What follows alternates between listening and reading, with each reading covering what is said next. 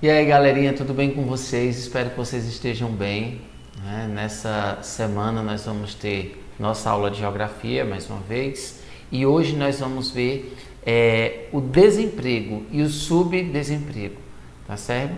Então, esses eixos, né, esses pontos que permeiam as nossas realidades nos dias de hoje. Alguns de vocês ainda não trabalham, né? Porém já tem uma noção, né, que no próximo ano vocês irão começar a estudar ou no ensino médio ou fazendo um curso técnico, já pensando, né, aprofundando mais e buscando mais uma profissão. Então, para que mundo eu vou? O que é que eu vou fazer? Né? Eu vou fazer uma faculdade? Para quê? Qual vai ser minha área de trabalho? Né? Eu devo investir em quê? Qual é o meu potencial? Qual é o meu melhor? Então, para isso eu trouxe alguns slides que nós vamos acompanhar agora, para que a gente possa entender melhor sobre desemprego e subemprego. Vamos lá?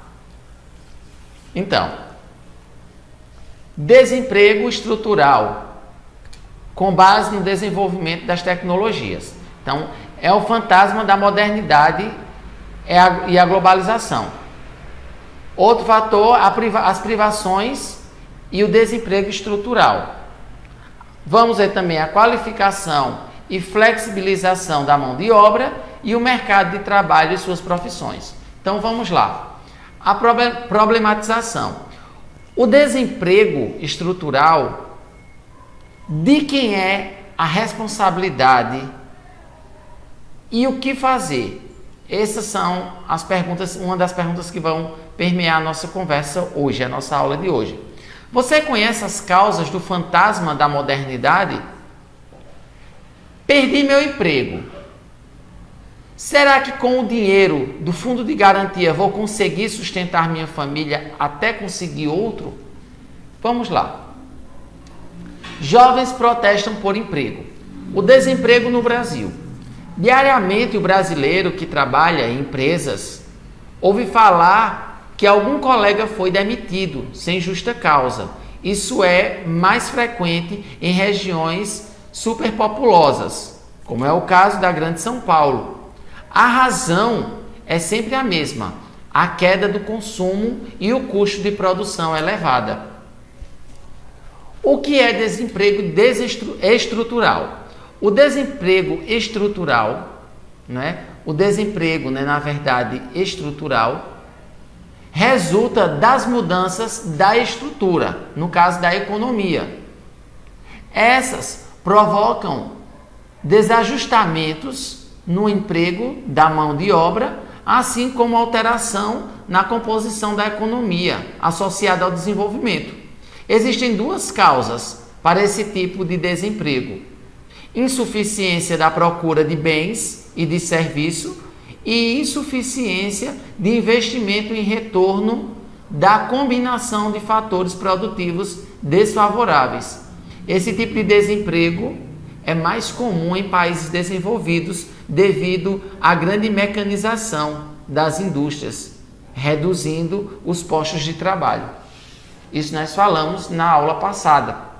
O fantasma da modernização. Mas que fantasma é esse, professor? É aquele que assusta à noite? Não. O fantasma da modernização. Os meios de comunicação noticiam diariamente como um dos fantasmas sociais do início do século XXI, o desemprego. Nenhum outro fenômeno foi mais responsabilizado pelo aumento do desemprego que a globalização da economia. Aí vocês podem ver nesse gráfico, né, nos anos, né, até de 2002 a 2012, né, numa escala de 10 anos, né, o aumento do desemprego. Esse outro gráfico também nos dá essa possibilidade de entender melhor, né? Então, não qualificados são os azuis mais escuros, os azuis mais claros são os semi-qualificados e os mais clarinhos são os qualificados. Então, vejam que os qualificados sempre estão em menor número, né? E nessa contingente da lateral que vocês veem ao lado esquerdo de vocês é o período de tempo de formação. Outro gráfico aí que vocês podem acompanhar do desemprego no mundo, a nível mundial, né? Então, como vocês podem ver, a França, por exemplo, a Alemanha são países que estão com um altíssimo número de desempregados, né?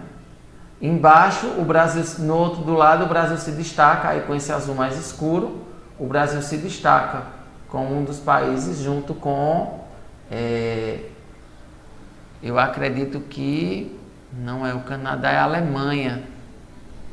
Alemanha, que o Brasil equivale, né, equipara com a Alemanha no seu percentual de desemprego.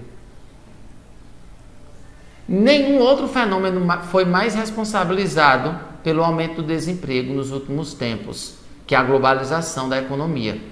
Sem entrar no mérito da questão, dá para compreender como a globalização provoca desemprego. Ela altera de modo contundente as relações da sociedade com os meios de produção.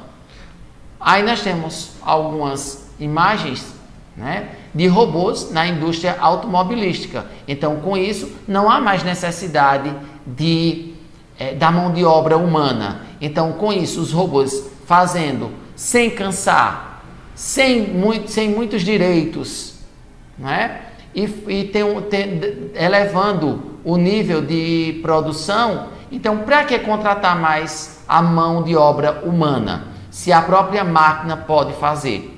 Então, com isso, a troca do homem pela máquina, como vocês podem ver nessa outra imagem de automação nas empresas, com a utilização das máquinas, fez com que o desemprego aumentasse, não é? Por conta dessa substituição.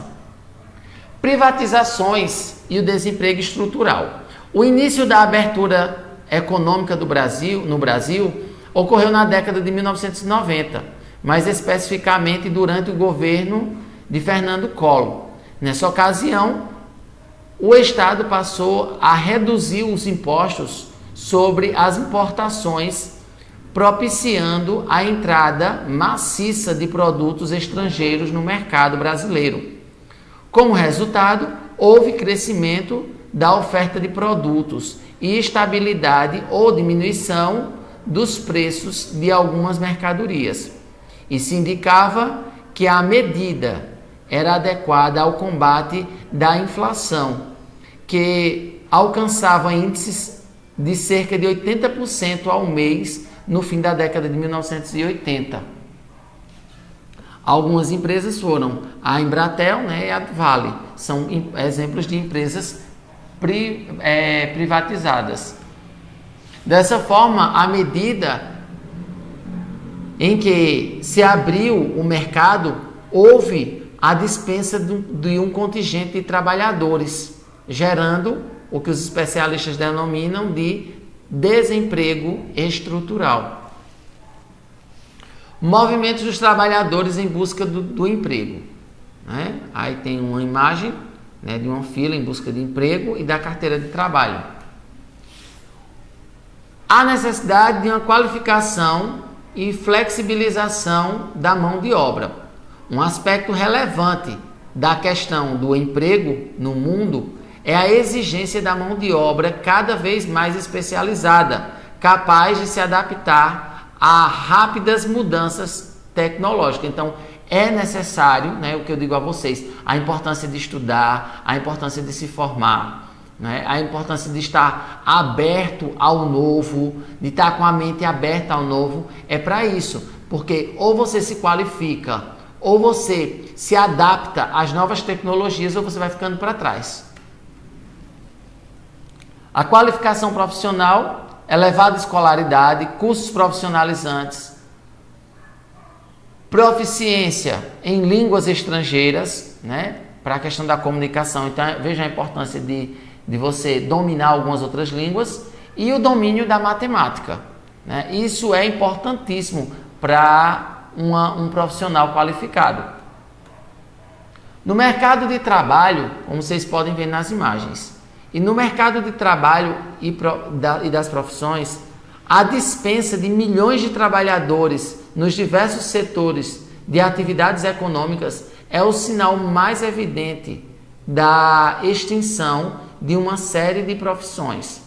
Esses profissionais são muitas vezes substituídos por máquinas devido ao desenvolvimento de novos recursos tecnológicos para a realização de diversas atividades. Algumas profissões extintas, né? Vocês podem ver aí, de fotógrafos profissionais. Nós vimos isso bem pouco, né, na nossa atualidade. Por quê? Porque hoje todo mundo tem o seu celular, todo mundo tem a sua câmera e pode fazer as suas próprias imagens, com o avanço da tecnologia, nos possibilitando fotos de qualidades, né? E outra também foi a máquina de datilografia, né? Então, essa máquina, não sei se algum de vocês já chegaram a conhecer, uma máquina de datilografar. Era através dela que se faziam se registravam todos os documentos, se escrevia livros e tudo mais, não é? Então, hoje nós temos os computadores. Essas outras profissões estão ameaçadas de extinção, né, com o avanço da tecnologia, como, por exemplo, né, a de secretária, né, de tá ajustando tudo hoje com a evolução, né, da tecnologia. Então, você tem uma secretária digital, né, a de telemarketing, né, e também a de roleta de ônibus, né? Então, hoje, com o avanço dos cartões digitais, não precisa mais de um cobrador dentro de um ônibus. As novas profissões, com o avanço da tecnologia, nós temos aí os engenheiros mecânicos, né, e os oceanógrafos, né, que são pessoas que buscam, né, mergulhadores, né? Tem aí a imagem de um mergulhador ao lado de um tubo de um submarino japonês. Então, são algumas novas profissões. Os tecnoprofissionais. Outro aspecto marcante desse novo mercado de trabalho é a exigência por parte das empresas de que os profissionais não sejam mais especializados em uma única função ou área de conhecimento. Há um alerta. Na realidade, a partir de agora, o mercado de trabalho deverá privilegiar os profissionais polivalentes, criativos e que saibam lidar com a tecnologia surgidas no século XXI. Eu trouxe para vocês alguma situação mundial de desemprego, né? O desemprego estrutural ou tecnológico, né, ele se origina, né, de inovação tecnológica e técnicas e tecnológica, com o aumento da mecanização, a automação industrial, a informatização. No curto prazo, gera muito desemprego, com a das categorias profissionais substituídas pela tecnologia, beneficiando a minoria de profissionais especializados nas novas formas de produção ou de trabalho. Os otimistas, por sua vez, acreditam que todos poderão trabalhar menos horas, resultando mais tempo para o lazer, estudo e outras atividades, o que estimularia, né, ainda mais a economia terciária e que gerariam, né, mais empregos. O desemprego conjuntural ou cíclico, né? Alguns estudiosos acreditam que o problema do desemprego é temporário. Defendem que o aumento da produtividade vai produzir, né, o preço das mercadorias e dos serviços. Esses estudiosos defendem que se deve qualificar a mão de obra para que ela se adapte aos novos ramos da produção e libere as novas fronteiras para que as migrações ocorram mais facilmente em direção aos locais em que há falta de trabalho. Subemprego ou desemprego disfarçado? Há várias maneiras de definir essa forma de desemprego. Em geral, classifica-se como subempregado o trabalhador que recebe um salário muito menor do que a média da sociedade na qual ele vive. Quase sempre está associado ao trabalhador em registro de carteira, sem registro de carteira. Hoje se confunde com uma forma de trabalho alternativa, a dos camelôs, que se multiplicam nas ruas das grandes cidades. Já no quadro mundial, né, a situação do desemprego é um problema global, né, que parece estar se agravando. A rápida urbanização e a entrada no mercado de trabalho de uma população jovem muito numerosa prometem complicar ainda mais a situação. Segundo a OIT, o número de pessoas desempregadas no mundo estava na faixa de 200 milhões no início de 2012. Então, imagina nos dias atuais. Então, pessoal, vou deixar para vocês essa pesquisa aí, onde vocês vão relatar sobre a desigualdade mundial em relação, se tratando ao desemprego e ao subemprego, tá certo? Então, deixo para vocês o meu abraço, que vocês possam estudar, possam pesquisar, certo? Possam redigir esse relatório e fotografar e mandar para o professor de vocês de geografia, e assim ele será avaliado, tá bom? Um abraço para vocês, fiquem com Deus e Deus os abençoe.